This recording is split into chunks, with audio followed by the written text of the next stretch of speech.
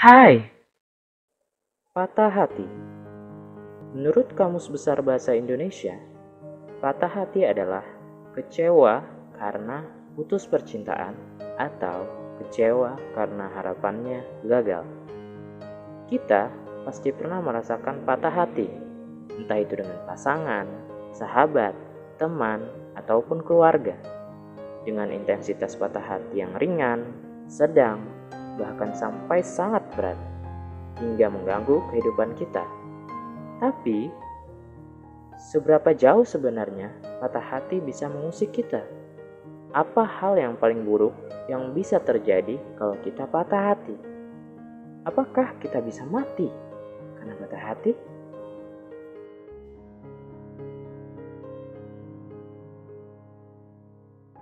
Banyak sekali alasan seseorang merasakan patah hati.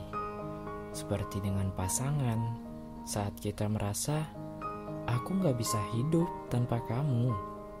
Atau dalam suatu kegagalan yang membuat kita merasa, inilah akhir dari hidupku. Namun, apakah benar patah hati bisa mengakhiri hidup seseorang? Jawabannya, ya, patah hati bisa mengakhiri hidup seseorang. Sindrom patah hati atau broken heart syndrome adalah sebuah kondisi medis yang benar-benar ada dan berpotensi mematikan. Sindrom patah hati terjadi saat tubuh mengalami stres emosional yang tinggi. Tubuh mengeluarkan hormon stres epinefrin dan norepinefrin ke dalam aliran darah. Para dokter menduga bahwa pada sindrom patah hati, hormon-hormon inilah yang mengejutkan jantung sehingga jantung tidak dapat memompa darah secara normal. Gejala-gejala yang ditimbulkan oleh sindrom patah hati bisa sangat serupa dengan serangan jantung yang sebenarnya, termasuk sakit pada bagian dada dan masalah pernafasan. Siapa yang berpotensi terkena serangan sindrom ini? Tentunya orang-orang yang patah hati oleh apapun sebabnya. Lalu bagaimana broken heart syndrome atau sindrom patah hati ini dapat membunuh seseorang? Sebuah kisah nyata terjadi pada seorang wanita yang berusia 45 tahun. Jantung wanita ini tidak bekerja sebagaimana mestinya. Ia telah menunjukkan semua indikasi serangan jantung. Namun, dokter menyatakan bahwa ia tidak terkena serangan jantung. Jika ia terkena serangan jantung, akan ada penutupan aliran darah yang melewati pembuluh darah yang mengalir ke jantung. Akan tetapi, darah mengalir dengan baik menuju jantungnya. Pada kasus wanita ini, jantungnya melemah karena ia terguncang setelah kehilangan suaminya dalam kecelakaan mobil 2 hari sebelumnya. Wanita tersebut langsung mendatangi tempat kecelakaan dan bersimpuh di samping tubuh suaminya, menangis histeris dan berusaha keras membangunkannya. Tetapi suaminya tetap tidak membuka matanya.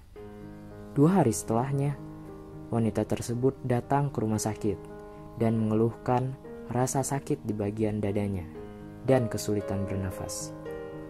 Jantung wanita ini hanya memompa sedikit sekali darah dibandingkan dengan kondisi normal. Untungnya, wanita ini selamat.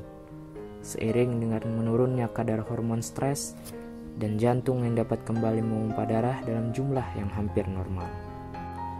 Dari kisah itu, kita tahu bahwa wanita itu begitu patah hati dengan kematian suaminya.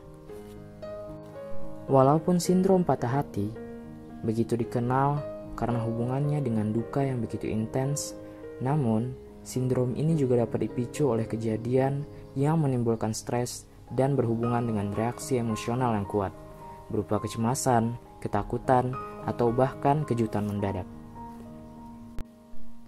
Kabar baiknya, broken heart syndrome sangat jarang terjadi. Tapi walaupun begitu, jangan pernah ingin untuk patah hati.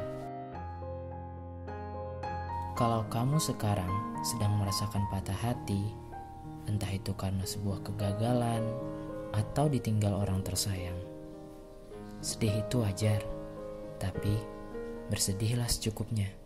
Jadi, untuk kamu semua yang mendengar ini, jagalah hatimu dan berhati-hatilah dengan hati. Karena jika kamu mematahkan hati seseorang, maka kamu beresiko membunuhnya.